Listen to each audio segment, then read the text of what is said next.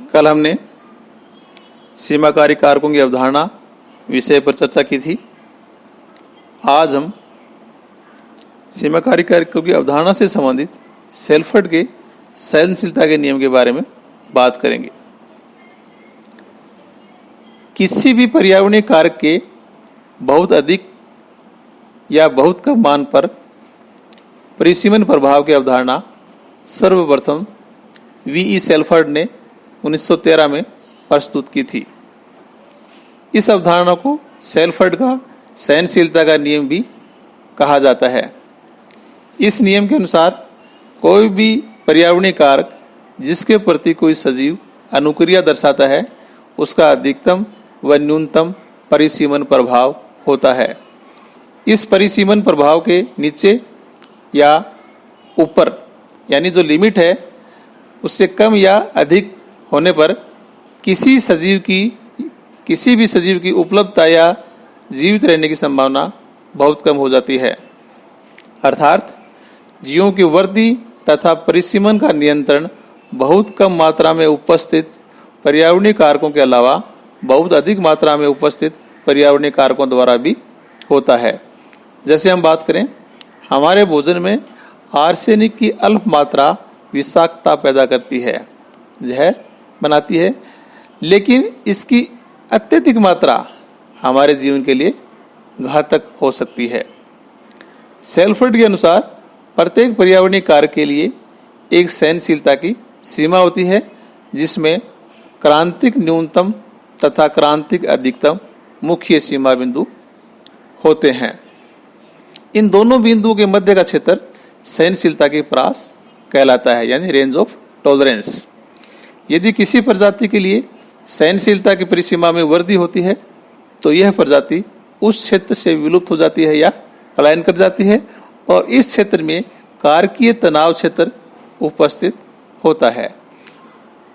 मान लो हम इस अवधारणा को इस ग्राफ द्वारा अगर समझें तो पक्षियों की संख्या, यहाँ हम देख रहे हैं इस ग्राफ में पक्षियों की संख्या जो है वो ऑप्टिमम लिमिट में सबसे ज़्यादा पाई गई है और ये जो फिजियोलॉजिकल जोन है यहाँ पर इनकी संख्या कम है। इनटॉलरेंस जोन जो है यहाँ पर ये अब्सेंट है या नगण्य है। इस प्रकार से ये स्पष्ट कहा जा सकता है कि क्रांतिक न्यूनतम तथा क्रांतिक अधिकतम के मध्य की प्रास में प्राणी रहना पसंद करते हैं और सरवाइव करते हैं। अब हम सहनशीलता के नियम से संबंधित कुछ सहायक सिद्धांत के बारे में चर्चा करना चाहेंगे। इनमें पहला है सहनशीलता की परास। जीवों में प्रत्येक पर्यावरणीय कारक के लिए सहनशीलता की जो परास है, जो रेंज है, वो अलग अलग होती है, भिन्न भिन्न होती है। अर्थात किसी एक पर्यावरणीय कारक के लिए यह सीमा कम हो सकती है तो किसी दूसरे पर्यावरणीय कारक के लिए यह सीमा अधिक हो सकती है। जैसे हम बात करें, जलीय जीव ऑक्सीजन की न्यूनता में तो जीवित रह सकते हैं लेकिन पानी की कमी में मर जाते हैं। इसी तरह से दूसरा जो सहायक सिद्धांत है वो है वितरण प्रारूप। जिन जीवों में भिन्न भिन्न पर्यावरणीय कारकों के प्रति सहनशीलता की परास अधिकतम होती है, यानी जो अलग अलग कारक हैं लेकिन उन सब के प्रति क्या होती है, उसकी जो रेंज है, सहनशीलता की जो रेंज है वो अधिकतम होती है, उनका वितरण व्यापक होता है। जैसे हम बात करें चूहे, गिलहरी, ये जो एनिमल्स हैं, मैमेलियन हैं, रोडेंट हैं, इनमें एक से अधिक कारकों के प्रति सहनशीलता पाई जाती है। इस कारण से इनका वितरण जो है व्यापक है, विश्वव्यापी है। इसी तरह से तीसरा जो सहायक सिद्धांत है वो है सहनशीलता की सीमा। पहले हमने बात की थी सहनशीलता की परास। परास क्या होती है? रेंज।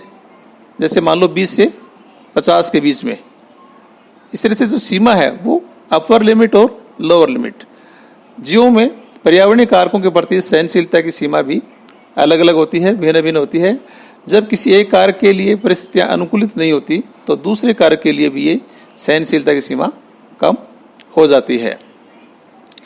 चौथा जो सहायक सिद्धांत है वो है भौगोलिक स्थिति एवं मौसम। पर्यावरणीय कारकों के प्रति सहनशीलता की परास भौगोलिक स्थिति और मौसम के अनुसार बदलती रहती है। पांचवा है प्रजनन काल। जब पर्यावरणीय कारक सीमाकारी हो जाते हैं तो जंतु में प्रजनन क्रांतिक अवस्था में आ जाते हैं। जैसे बात करें ब्लू क्रेब की, तो ब्लू क्रेब अंडे देने के लिए समुद्र में जाता है, क्योंकि इसके लार्वा जो प्योर वाटर है, शुद्ध वाटर जो जल है झील का या नदी का, उसमें सर्वाइव नहीं कर सकते। इस कारण से ये अंडे देने के लिए आ जाते हैं, समुद्र में जाते हैं, यानी जो लवणीय जल है वहाँ जाते हैं। अतः ये नदियों में प्रजनन नहीं करती। नदियों में प्रजनन क्यों नहीं करती? क्योंकि वो जो लार्वा है इसके वो वहाँ पर सर्वाइव नहीं कर पाएंगे। यही कारण है कि इनके अंडे व लार्वा की सहनशीलता की परास वेश्य की तुलना में कम होती है। तो वेश्य की तुलना में जो सहनशीलता की परास जो है वो कम होती है, वो कहाँ पर होती है? नदी या झील में। इस कारण से अंडे देने के लिए कहाँ जाते हैं? लवणीय जल में। सीमाकारी कारकों की संयुक्त अवधारणा, combined concept of limiting factors. तो कल हमने लिबी के न्यूनता के नियम के बारे में बात की थी और वहाँ पर ये बताया था कि जो पर्यावरणीय कारक, जो आवश्यक रासायनिक तत्व हैं प्रकृति में विद्यमान हैं, वो जो न्यूनतम मात्रा में पादप या जंतु के विकास के लिए आवश्यक होते हैं, लेकिन अगर वो न्यूनतम मात्रा में उस जंतु को या पादप को अगर नहीं मिले तो उसकी वृद्धि और विकास उसका अवरुद्ध हो जाता है। तो लिबी का न्यूनता का नियम तथा सेल्फ्रेड का जो सहनशीलता का नियम है, इन दोनों को अगर संयुक्त रूप से लागू करें तो इनसे निम्न निष्कर्ष निकाले जा सकते हैं। यानी जो कंबाइंड कंसेप्ट है, इससे निम्न निष्कर्ष निकाले जा सकते हैं। पहला है, जीवों का नियंत्रण उन न्यूनतम आवश्यक कारकों के द्वारा होता है जिसकी मात्रा और परिवर्तनशीलता क्रांतिक है। तो जिनकी मात्रा और परिवर्तनशीलता क्या है? क्रांतिक, क्रिटिकल है।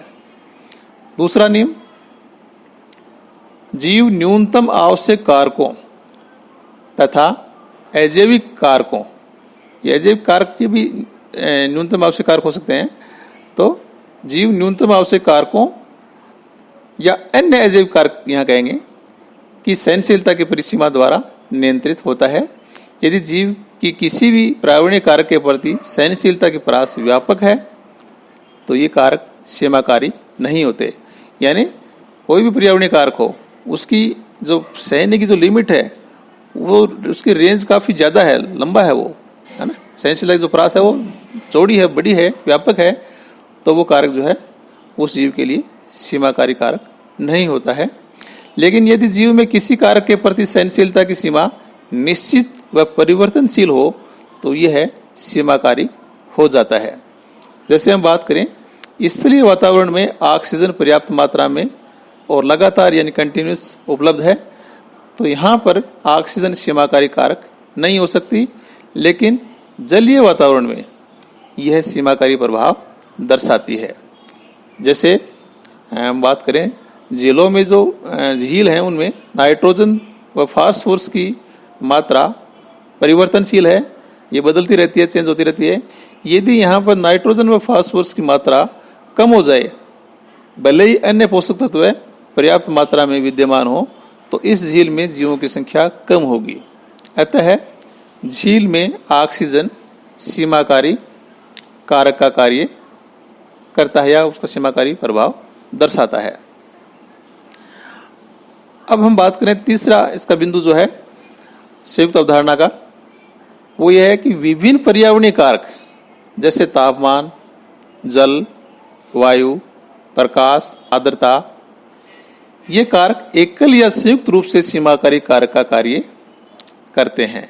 यानी ये जो जितने भी अजैविक कारक हैं, ये एक एक कारक सीमाकारी हो सकता है या कई बार एक से अधिक या संयुक्त रूप से 4-5 जो कारक हैं वो एक साथ सीमाकारी कारक हो सकते हैं। एक से अधिक कारकों के संयुक्त प्रभाव से सहनशीलता की सीमा के बाद एक कारक दूसरे कारक द्वारा व्यवस्थित हो जाता है, सेट हो जाता है, एडजस्ट हो जाता है। जैसे कीटों में उच्च आर्द्रता व मध्यम तापमान में उत्तरजीविता अधिक होती है, यानी उनकी जो सर्वाइवनेस है वो अधिक होती है। कब होती है? जब वातावरण में आर्द्रता ज़्यादा हो और टेम्परेचर जो है मॉडरेट टाइप हो, तब जो है इन कीटों की संख्या अचानक से ही बढ़ जाती है, बहुत ज़्यादा बढ़ जाती है। लेकिन जो ही तापमान बढ़ जाता है और आर्द्रता वातावरण में कम होने लगती है, तो मृत्यु दर बढ़ जाती है। चौथा जो बिंदु है, किसी भी पर्यावरणीय कारक का अधिक मात्रा में होना, किसी भी पर्यावरणीय कारक का अधिक मात्रा में होना जीव के लिए लगातार अनुकूलित हो या फायदेमंद हो, लाभदायक हो, जरूरी नहीं है। जैसे ओएस्टर युक्त जल स्रोत में बत्तख की विष्ठा अगर डाली जाए, यानी जल स्रोत में अगर ओएस्टर हैं और वहाँ अगर बत्तख की विष्ठा डाली जाए तो वहाँ पर फाइटोप्लैंक्टन अधिक मात्रा में उत्पन्न होंगे। लेकिन इन फाइटोप्लैंक्टन का निर्माण विष्ठा में नाइट्रोजन और फॉस्फोरस की अधिकता होने के कारण ओएस्टर द्वारा इनको भोजन के रूप में ग्रहण नहीं किया जाता। ओएस्टर जब भोजन के रूप में ग्रहण कब करेगा, जिसमें नाइट्रोजन और फॉस्फोरस की मात्रा कम होगी, तभी वो भोजन के रूप में इनको ग्रहण करेगा। तो अब हम बात करेंगे सीमाकारी कारकों के अनुप्रयोग, एप्लीकेशंस ऑफ लिमिटिंग फैक्टर। इसमें जो प्रमुख बात हम करेंगे वो करेंगे कृषि में उपयोग। कृषि में जो है सीमाकारी कारक हैं, इनका क्या उपयोग है। इसके अलावा जल संवर्धन में इसका क्या उपयोग है, इनके बारे में हम चर्चा करेंगे। सबसे पहले बात कर रहे हैं कृषि में उपयोग। तो सबसे पहले यहाँ पर ये बिंदु ले रहे हैं सूक्ष्म मात्रिक तत्वों का सीमाकारी प्रभाव।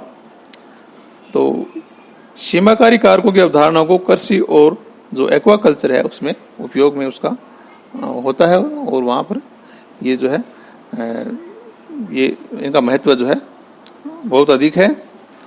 तो सबसे पहले हम बात कर रहे थे कृषि के क्षेत्र में, यहाँ पर जो सूक्ष्म मात्रिक तत्व हैं उनका सीमाकारी प्रभाव क्या है, यानी माइक्रो न्यूट्रिएंट्स का लिमिटिंग इफेक्ट। तो माइक्रो न्यूट्रिएंट्स जो है हम जानते हैं कि पौधे की वृद्धि और विकास जो है उनके लिए का होना अति आवश्यक है, और ये जो है वहाँ पर सीमाकारी कारक का कार्य भी करते हैं। जैसे मान लो किसी क्षेत्र में अगर मोलिब्डेनम नहीं है, तो मोलिब्डेनम अगर नहीं होगा तो वो वहाँ पर जो प्लांट्स है उसकी ग्रोथ रुक जाएगी, वो जो ज़मीन है वहाँ पर वो बंजर हो सकती है। इसी तरह से ये भी देखा गया कि कुछ जगह मान लो मिट्टी में जिंक का अभाव है, जस्ते का अगर अभाव है, तो वो जो क्षेत्र है वहाँ पर जो है ग्रोथ नहीं हो पाएगी। और जिंक का जो सीमाकारी प्रभाव है इसको हटाने के लिए, यानी इस प्रभाव को कम करने के लिए आर्टिफिशियल रूप से जिंक सल्फेट जो है उसका स्प्रे किया जाता है, उसको छिड़का जाता है, ताकि जो है वो प्लांट्स जो है या जो फसल है वो आसानी से ग्रो कर सके। तो हम ये कह सकते हैं कि जो सूक्ष्म मात्रिक तत्व हैं, जिसमें मान लो मैंगनीज है, फेरिक है, क्लोराइड है, जिंक है, वेनेडियम है, ये जो है प्रकाश संश्लेषण की जो क्रिया है उसके लिए इनका महत्वपूर्ण रोल होता है। इसी तरह से कुछ अन्य तत्व जैसे मोलिब्डेनम, बोरोन, कार्बन, नाइट्रोजन, ये जो है मेटाबॉलिक एक्टिविटी के लिए आवश्यक होते हैं। और इसी तरह से जैसे सिलिकॉन है, कॉपर है, कोबाल्ट है, ये भी जो है महत्वपूर्ण उपयोगिता दर्शाते हैं। तो ये जो एलिमेंट्स हैं ये सूक्ष्म मात्रा में होते हैं, लेकिन इनका होना अत्यंत आवश्यक है। अगर ये सूक्ष्म मात्रिक तत्व पर्टिकुलर सोइल में जहाँ पर फसल ग्रो की जा रही है वहाँ अगर नहीं होंगे तो ये सीमाकारी प्रभाव दर्शाते हुए प्लांट्स जो है या जो फसल है उसको उसका विकास रुक जाता है, या उसको वृद्धि और विकास उसका रोक देते हैं। दूसरा जो बिंदु है वो है मृदा की अम्लता का प्रभाव। जो ऐसे क्षेत्र जहाँ पर बरसात ज़्यादा होती है और सनलाइट कम होती है, तो बरसात ज़्यादा होती है, प्लांट्स ज़्यादा हैं, ऐसे क्षेत्रों में आर्द्रता भी ज़्यादा रहती है, और वहाँ पर जो है पानी के साथ बहुत से जो एलिमेंट्स हैं जैसे कैल्शियम, मैग्नीशियम, पोटेशियम, सोडियम, ये जो है घुल जाते हैं, और ये घुल कर जो है एक मृदा में एकत्रित हो जाते हैं और जो है अम्लता जो है पैदा कर देते हैं सोइल में, और इस कारण से जो फसल है वो वहाँ पर ग्रो नहीं कर पाती, यानी फसल के विकास जो है उसकी वृद्धि जो है अवरुद्ध हो जाती है। इसी तरह से मैक्रो एलिमेंट्स वो भी सीमाकारी प्रभाव दर्शाते हैं। और हम ये देखते हैं कि बहुत से जो तत्व हैं जैसे नाइट्रेट है, फॉस्फेट है, सल्फेट है, ये जो है इनका जो है ह्रास होता जाता है। और ये मान लो ये अगर अवेलेबल नहीं है तो ये जो है वृद्धि और विकास उस पर नकारात्मक प्रभाव देखने को मिलता है। इसी तरह से तापमान, प्रकाश, इनका भी ये जो है सीमाकारी प्रभाव देखने को मिलता है।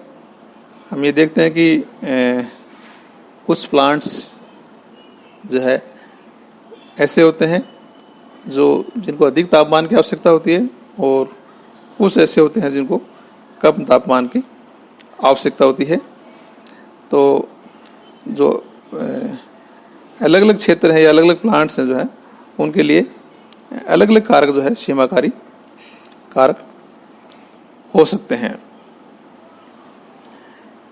इसी तरह से जल संवर्धन के रूप में उपयोग, तो जो जलीय माध्यम है उसमें बहुत से पोषक तत्व है, या यूँ कह सकते हैं कि जो पोषक तत्वों की जो उपलब्धता है वो प्लांट्स की जो प्रोडक्टिविटी है उसको प्रभावित करते हैं।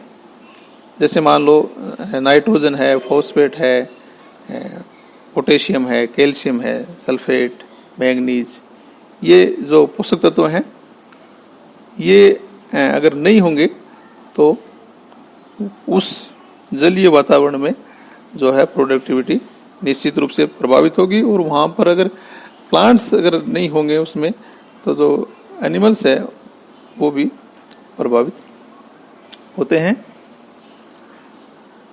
तो हमने बात की कृषि के रूप में जो है सीमाकारी प्रभाव जो है इनके जो माइक्रो मैक्रो जो एलिमेंट्स हैं, या जो अगर खनिज लवणों की वजह से अगर एसिडिटी बढ़ जाती है सॉइल में तो ये जो कारक हैं सीमाकारी कारक का कार्य करते हैं।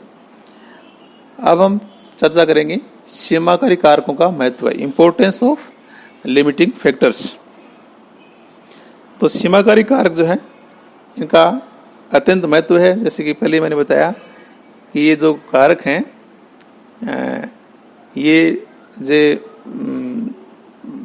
आवश्यक तत्व हों, नेसेसरी जो एलिमेंट्स हैं वो प्लांट्स और ग्रोथ दोनों के लिए वो भले ही न्यूनतम मात्रा में आवश्यक हों, लेकिन इनकी न्यूनतम मात्रा भी आवश्यक होना बहुत ज़रूरी है। अदरवाइज जो है वो प्लांट उसकी ग्रोथ रुक जाएगी। जैसे मैंने कल बताया था कि बोरोन जो है वो अत्यल्प मात्रा में यानी ट्रेस एलिमेंट है, लेकिन उसकी उपस्थिति प्लांट की ग्रोथ के लिए अत्यंत आवश्यक है। इसी तरह से अपन बात करें जंतुओं में जो है विटामिन का महत्व है। विटामिन की अत्यल्प मात्रा की आवश्यकता होती है, लेकिन ये अत्यल्प बहुत कम मात्रा भी अगर एनिमल्स को विटामिन की अगर नहीं मिले तो पर्टिकुलर जो विटामिन है उसकी कमी से डिजीज हो जाती है। जैसे ए विटामिन, ए से, बी से, सी से, जो अलग अलग जो भी विटामिन हैं अगर वो पर्याप्त मात्रा में नहीं मिलेगी या जो अल्प मात्रा जितनी मात्रा में उसकी आवश्यकता होती है वो मात्रा भी अगर नहीं मिलती है तो वो उसका नेगेटिव इफेक्ट जंतुओं में देखने को मिलता है। तो सीमाकारी कारकों के द्वारा जो पर्यावरणीय कारक हैं उसको समझने में मदद मिलती है। और इसके अलावा ये जो कारक हैं ये जो अलग अलग जीव हैं उनके लिए अलग अलग जो है क्षेत्र एक तरह से डेवलप कर देते हैं। जैसे फिजियोलॉजिकल जोन या लिथल जोन, यानी ये कौन सा पर्यावरणीय कारक जो है